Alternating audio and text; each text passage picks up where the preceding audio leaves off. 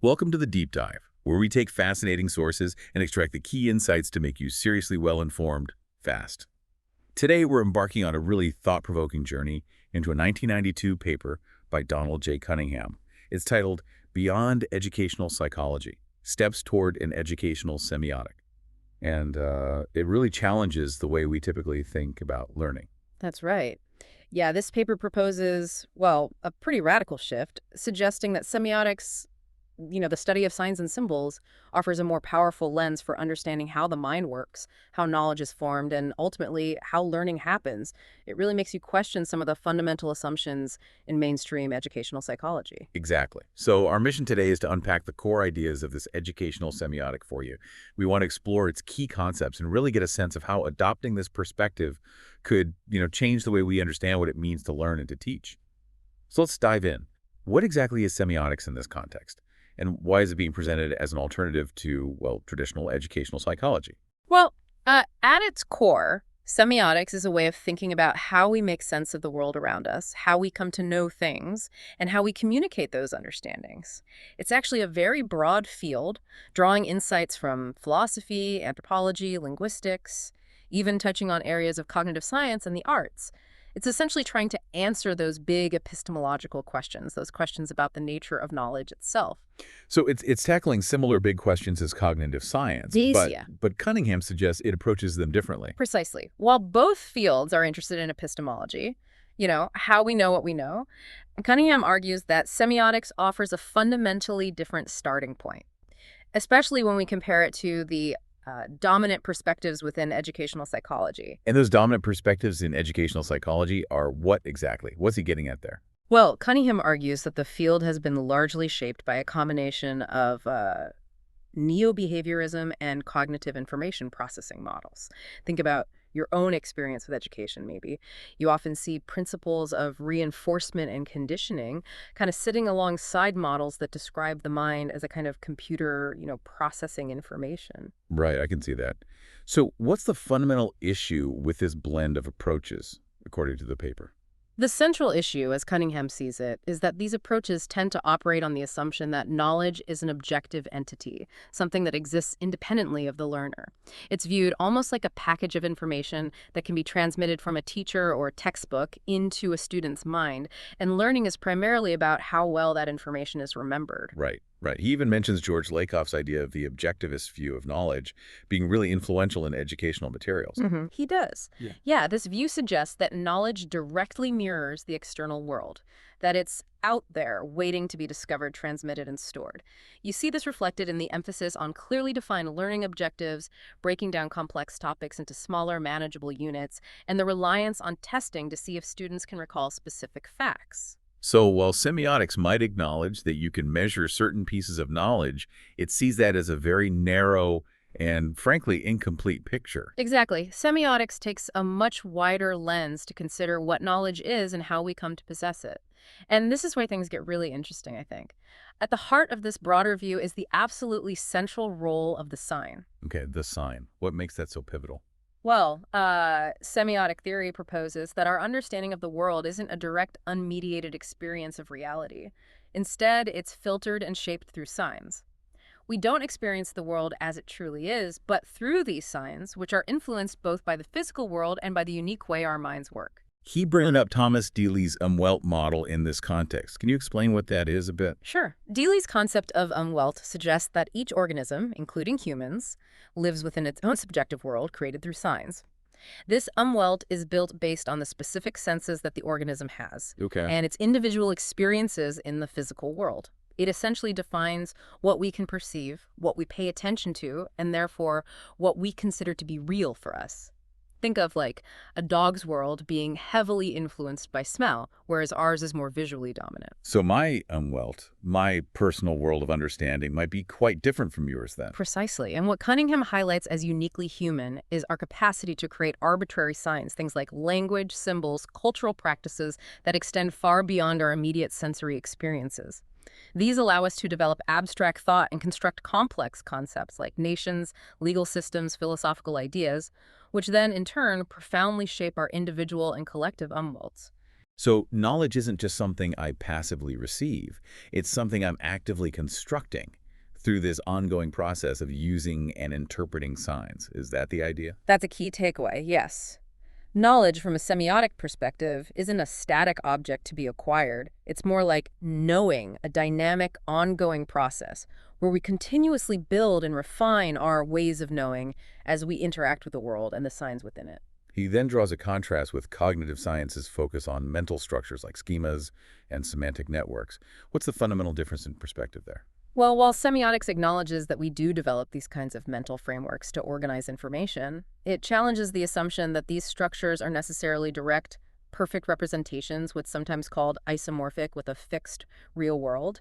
It also questions the idea that their development follows some predictable and universal path. Interesting. Instead of these more fixed structural models, Cunningham introduces Umberto Eco's metaphor of the rhizome, which sounds quite different. It is a very different way of thinking about it. Yeah, imagine a dense network of underground stems constantly growing and branching out in multiple directions with no single central root. Eco uses this image to describe our semiotic structures, a vast interconnected web of meanings that is constantly evolving, with every point potentially linked to every other, and without any fixed hierarchy or central point of control. This is in stark contrast to the more hierarchical, tree-like models of semantic representation often found in cognitive psychology. So my personal sphere of meaning, it's like my own unique pathway or slice through this enormous ever-changing rhizome. Exactly, you got it. And this leads to a really fundamental difference in how we think about knowledge itself. Traditional educational psychology often operates with a kind of dualism, a separation between the knower and the knowledge. Semiotics, on the other hand, rejects this separation. Cunningham argues that these two perspectives are so fundamentally different that if semiotics were to become the dominant lens, it would necessitate a major shift in how we approach educational theory and practice. Okay. So we've established the central role of the sign. Now, the paper delves into the triadic model of the sign. Most models of representation are dyadic, right? Just two parts. What's this crucial third element that semiotics brings into the picture? You're right. Most traditional models of how we represent things involve just two parts, the thing being represented and the representation itself, like a word and its meaning. But Charles Sanders Peirce's triadic model, which is central to semiotics, adds a critical third component, the interpretant. So you have the sign itself, like the word tree, the object that the sign stands for, the actual tree, and the interpretant, which is essentially another sign or maybe a mental concept that represents some aspect of that object, like the idea of treeness or shade or wood. All three are inextricably linked and necessary for the sign process to occur. So the sign I encounter doesn't give me a complete objective picture of the object it refers to. It's always partial. Not at all, no. The sign is always an incomplete representation, highlighting only certain aspects of the object. And it's these particular aspects that then shape the interpretant, the effect or the outcome of that sign process in your mind. Different signs can focus on different facets of the same object, leading to different interpretants and thus, well, different understandings. And it sounds like pretty much anything can potentially function as a sign, an object, or an interpretant, depending on specific context. That sounds almost fluid. It is fluid, and that's a key aspect of it. Yeah, these rules aren't fixed. They emerge from the specific situation. For instance, the word red can be a sign referring to a color, the object, but it can also be the interpretant in a phrase like seeing red, where it signifies anger. It's the context that defines the role. And because our experience is always mediated through these inherently incomplete signs, our understanding is always, to some extent, inferential. As Cunningham puts it, reality is what our sign structures reveal. It's our current way of making sense of things. The paper makes a point that the interpretant isn't just interpretation in the everyday sense of the word, though. That's a really important distinction, yes. While it certainly can involve conscious interpretation, the interpretant is much broader. It encompasses the entire range of effects that a sign can have on us, our thoughts, our actions, our feelings, the connections it triggers in our minds. The classic dictionary example illustrates this well. You look at the word dog, the sign, and you get a definition, an initial interpretant. But every word in that definition then becomes another sign, potentially leading to further interpretants and expanding that web of meaning, much like Eco's rhizome, that interconnected network of understanding. Right, the rhizome again. And then Peirce famously categorized signs into icons, indexes, and symbols.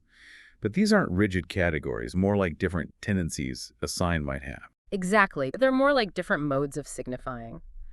An icon resembles its object. Think of a photograph or maybe a child's drawing. An index has a direct causal link to its object. Smoke is an index of fire, right? Or a footprint is an index of someone having walked there. And a symbol refers to its object through convention or agreement, like the words in a language or the symbols on a map. Most signs aren't purely one type or another. They often have aspects of all three. For instance, a photograph is iconic in its resemblance, but also indexical in that it was caused by the light reflecting off the object. Okay, so icons suggest possibilities through resemblance, indexes point to actualities through direct connection, and symbols signify relationships through agreed-upon rules. Is that fair? That's a very clear way to put it, yes. And Pierce even saw these categories as deeply connected to broader philosophical ideas about possibility, actuality, and law. He also linked the types of interpretants, a feeling evoked by the sign, an action prompted by it, or a further thought it generates to these same categories of signs. It's quite a complex system. Now, one of the significant advantages that Cunningham sees in this semiotic approach is the idea of signs functioning like a code with its own syntax. Why is this idea of syntax so powerful? Well, syntax, the set of rules that govern how signs can be combined, provides an incredible level of generativity. Without it, our sign systems would be limited to simply pointing at existing things, like that thing. But with syntax, we can combine and recombine signs in virtually infinite ways, allowing us to explore new aspects of objects, create complex narratives, and even construct entirely new possible worlds, things that have no concrete physical existence outside of our sign systems. Think about the past, the future, or abstract concepts like justice or democracy. This ability to build these possible worlds through the structured combination of signs is a really powerful and unique insight that semiotics offers. And this leads into the idea of structuralism, which aims to uncover these underlying codes that structure our experience. Yes. Structuralism, which is a major intellectual movement within semiotics, seeks to analyze these underlying systems of codes, the language of fashion, the grammar of storytelling, even the unspoken rules of social interactions. The fundamental idea is that once you understand the underlying structure or code, you can even manipulate its syntax to create new forms or meanings. But then the paper mentions post-structuralism and its critique of this idea of a single definitive underlying structure. Right. Thinkers associated with post-structuralism, like Jacques Derrida, argued that meaning isn't solely determined by the underlying structure itself. They emphasize the role of the interpreter and the various interpretive frameworks that we bring to any sign system. So rather than one fixed correct meaning, multiple interpretations can exist, and meaning is often fluid and context-dependent. It complicates things. And Cunningham also cautions against relying too heavily on language as the sole model for understanding all other sign systems. Exactly. Language, particularly Western languages, has its own inherent structural biases, like the subject-object distinction, which may not universally reflect the way the world truly is. Languages with different grammatical structures can highlight different aspects of reality. So semiotics provides us with a really powerful framework for analyzing how we actively construct our individual and collective understandings through signs, moving beyond the limitations of simplistic notions of either a purely objective or a purely subjective reality. Okay, so instead of focusing on the traditional idea of knowledge transfer in education, this semiotic perspective shifts the emphasis to the process of semiosis. How does this fundamental shift in focus change how we view learning and teaching? Oh, it changes everything, yeah. If we shift our focus from simply transmitting information to understanding learning as the active process of semiosis, the building of our own unique structures of experience through signs, then we have to start questioning the very metaphors that shape our current educational practices. Like those deeply ingrained ideas that school is work, or that the mind is a container, those kinds of things. Precisely. George Lakoff and Mark Johnson's work on metaphors has really illuminated how these underlying sign structures profoundly influence our perception and our thinking. The mind is a container metaphor, with its associated imagery of knowledge being poured into students' heads through a conduit of instruction. Well, it really underpins a lot of traditional teaching methodologies. So if we adopt a semiotic viewpoint, what kinds of metaphors for learning and the mind might be more productive then? Cunningham suggests metaphors like mind as a laboratory or mind as a construction engineer. These metaphors emphasize the active role of the learner in constructing understanding. They focus on the process of knowing rather than just the static knowledge that is known. And what then becomes the role of the educator in this revised framework sounds quite different. The educator's role shifts, yeah. From being the primary source of knowledge to becoming more of a facilitator of the knowledge construction process, someone who provides models of how to build understanding and nurtures students' own attempts at creating those models. This approach really values the idea that there are multiple valid ways of knowing and representing experience. He mentions Howard Gardner's theory of multiple intelligences as being aligned with this idea. Yes, Gardner's argument that intelligence isn't a single monolithic entity, but rather a collection of relatively independent intelligences, linguistic, logical, mathematical, musical, spatial, bodily, kinesthetic, interpersonal, and interpersonal, that resonates strongly with the semiotic emphasis on diverse representational codes. It moves us away from the idea that there's only one right way to understand or demonstrate knowledge. And the paper also highlights Charles Morse's emphasis on the flexible use of signs, the ability to translate understanding between different sign systems. Exactly. This ability to move fluidly between different ways of representing the same concept, to understand its strengths and limitations in each form, whether it's expressing a scientific principle through a verbal description, a mathematical equation, or a visual diagram, that's a crucial aspect of deep understanding from a semiotic perspective. Roth's work in science education, where students are encouraged to use multiple representations and discuss their relative strengths, is a great example of this in practice. Hmm. This focus on the process of semiosis also has implications for how we understand intellectual development, doesn't it? Cunningham discusses William Perry's theory of intellectual development, moving from dualism to relativism and then commitment. It does. Perry's research suggests that students often begin with a very dualistic view of knowledge, seeing the world in terms of right or wrong answers, and unfortunately, many traditional pedagogical practices can inadvertently reinforce this binary thinking. A semiotic pedagogy, however, should actively strive to cultivate the ability to see multiple perspectives, to engage in meaningful dialogue, to learn collaboratively, and to situate learning within relevant contexts. This encourages a move towards more nuanced understandings of knowledge, recognizing its context-dependent nature and eventually leading to informed commitments. He uses Paulo Freire's literacy work with resilient peasants as a really powerful illustration of this in action. Can you elaborate on that? Freire's approach was deeply rooted in understanding the lived experiences and the existing sign systems of the learners. He used codification posters depicting their everyday situations to spark decodification discussions, where the peasants could analyze and interpret their own reality. Dialogue was not just a teaching method, but the very means of constructing knowledge together. By embedding literacy within the context of their real-world problems, Freire empowered them to become active agents in shaping their own understanding and their own lives. It's quite profound. And then the paper points to more contemporary examples like hypermedia environments, such as Landau's Context 32. Yes, hypermedia systems with their interconnected network of information nodes allow students to explore complex topics from multiple angles and construct their own pathways of understanding. Landau's work in English literature, where students could navigate through a vast database of related texts, images, critical analyses, it exemplifies a learning environment that aligns with a semiotic perspective by encouraging students to see the web of interconnected meanings, much like Eco's rhizome. And Cunningham even mentions his own experience developing a hypermedia application for a learning theories course, with the specific goal of helping students understand the constructed nature of different psychological theories. Yeah, his aim there was to encourage students to think like a psychologist by seeing how different theoretical frameworks offer different ways of interpreting the same phenomena, rather than just passively absorbing a set of established facts. It emphasizes that ongoing process of semiosis, of actively building understanding. It's interesting that the paper draws connections to other educational approaches like situated cognition and constructivism. So what does the semiotic perspective specifically offer that these other frameworks might be missing?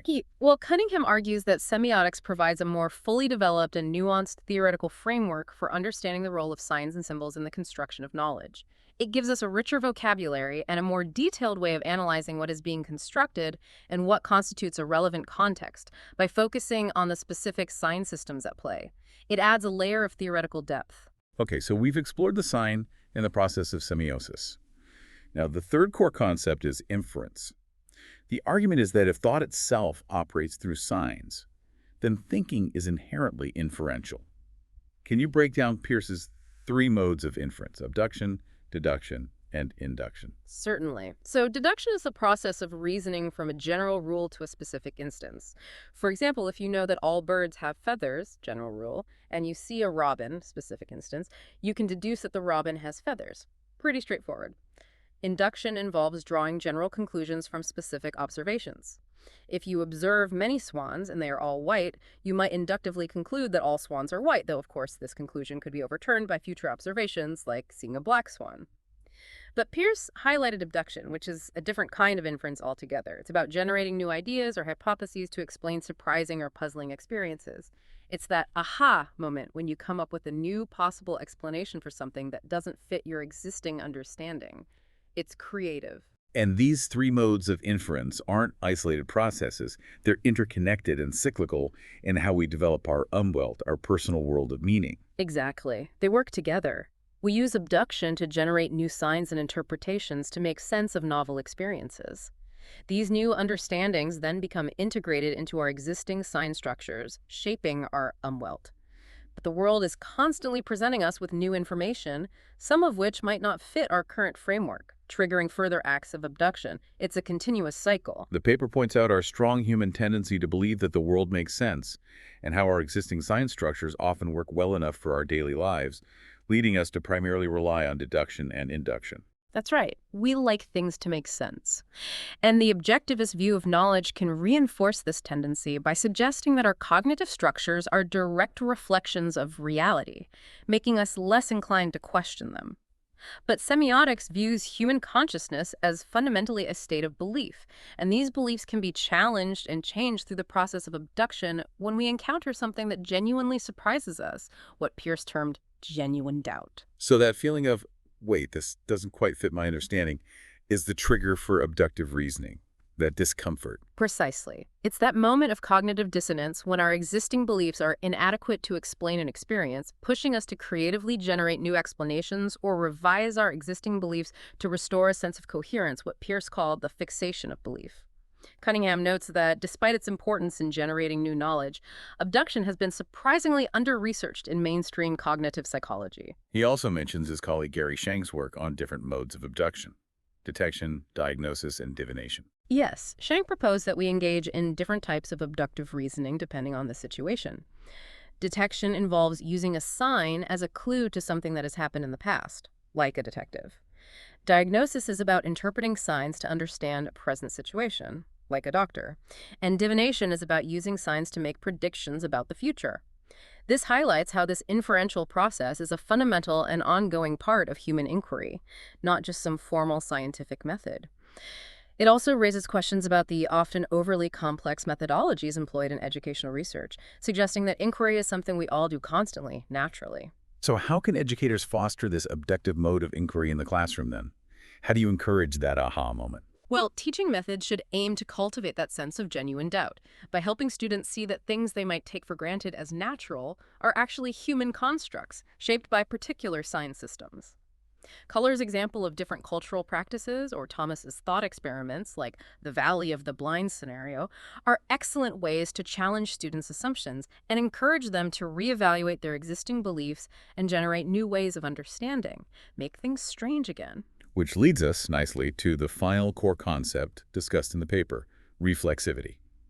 This is about becoming consciously aware of this entire process of semiosis, of how we make meaning through signs, right? Pulling back the curtain. Exactly. Because the process of semiosis often becomes automatic and unconscious, we can easily lose sight of the fact that our understandings are actively created and maintained through our interactions with signs. Reflexivity is about turning that awareness back onto itself, reflecting on our own processes of reflection, becoming aware of how we come to know what we know. Meta-awareness. The paper highlights Frere's final poster, used in his literacy work, where the peasants are discussing the earlier posters themselves, as a really powerful example of this in action. That final poster was specifically designed to make the learners reflect on the very process of learning and meaning-making they had been engaged in, a meta-level of awareness. Eco's observation that to speak about speaking influences the universe of speaking beautifully captures this self-referential nature of reflexivity. Thinking about thinking changes thinking. So it's not just about reflecting on what we know, but also critically examining how we came to know it and the assumptions that might underpin that knowing. Precisely. And Cunningham argues that cultivating this kind of reflexive awareness, knowing how we know, is a crucial but often overlooked goal of education. It's rooted in Peirce's profound idea that the world is perfused with signs, and what we perceive as reality is essentially a set of beliefs whose meaning is always contingent on context and the sign systems we employ. He uses the example of reflexively analyzing metaphors, like argument is war versus argument is journey, from Lakoff and Johnson's work, to illustrate how we construct our understanding of even abstract concepts through underlying sign structures. Yes, by consciously examining the metaphors we use, we can become aware of the implicit assumptions they carry and potentially consider alternative, more productive ways of framing things. If reflexivity were a central aim of education, the very subject matter could, in part, become the mind itself, exploring how historians construct narratives, how physicists make foundational assumptions, and how these choices influence their methods and findings. It sounds like this could naturally lead to a much more integrated and interdisciplinary curriculum, perhaps even involving team teaching across different subjects to really juxtapose different disciplinary belief systems. Exactly. Asking questions that bridge traditional disciplinary boundaries, like comparing the process of amending a constitution to the rules of mathematical addition, or critically examining the supposed value neutrality of mathematics, or exploring the impact of climate on patterns of colonialism that encourages students to recognize the constructed nature of knowledge within different fields. And Cunningham's personal classroom example, where he asks students, "Who is the smartest person you know?" and then analyzes their diverse answers through the lenses of different theoretical perspectives, opera appreciation, critical theory, Buddhist philosophy, baseball statistics, that really drives home the idea of how different theories act as sign systems that shape our very understanding and our judgments. The ultimate goal of fostering reflexivity is to cultivate what he calls informed skepticism, a healthy sense of critical inquiry, an openness to diverse interpretations, and a consistent willingness to question underlying assumptions, including our own. This is deeply connected to the earlier idea of fostering genuine doubt and promoting abductive reasoning. The overarching hope, as the paper concludes, is to empower students to become sophisticated semioticians of their own experience, capable of critically reading the signs that surround them in the world, and perhaps a similar transformation for those in the field of educational psychology itself. This exploration of educational semiotics certainly feels like it opens up a lot of fascinating new ways of thinking about learning and teaching. The paper concludes by addressing some of the common questions that might arise from this perspective. Let's touch on a few of those for our listeners. The first one is about solipsism, the idea that only one's own mind is certain to exist. Does adopting a semiotic view inevitably lead to that kind of isolated perspective? That's a common concern. But Cunningham directly addresses this and firmly rejects the notion of pure solipsism. While acknowledging that our understanding is always constructed and inherently incomplete, he argues that a real external world does indeed exist, and that it places real constraints on the kinds of constructions we can make. He uses the helpful analogy of snowflakes. Each one is unique and different, representing a vast range of possibilities, yet they all share fundamental characteristics as snowflakes, reflecting underlying constraints. He also connects this to Lakoff's concept of experiential realism, which emphasizes the ongoing interaction between our subjective experience and the objective world. So no, not pure solipsism. Okay, that makes sense.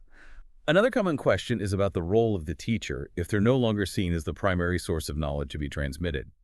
What does the teacher become in a semiotically informed classroom? The teacher's role definitely evolves. It becomes that of a facilitator, a tool to think with, a modeler of effective meaning-making processes, a consultant, and a collaborator in the learning journey.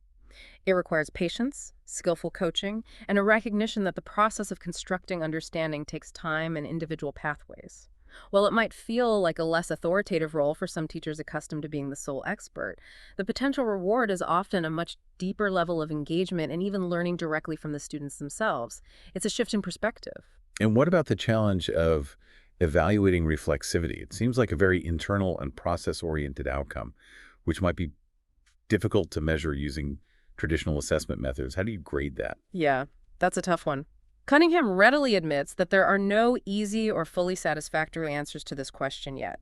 He mentions using reflexive papers, where students are asked to analyze the underlying assumptions and limitations of different theoretical frameworks, and to evaluate the soundness of arguments and their own critical thinking.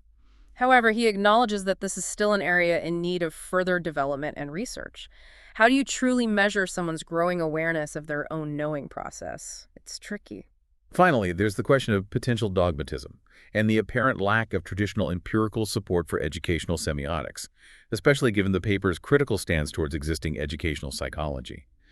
Isn't it in danger of making the same kind of assertions without rigorous evidence? That's a fair and important question to raise. Cunningham acknowledges being firm in his critique of certain dominant metaphors in education, like the mind as container.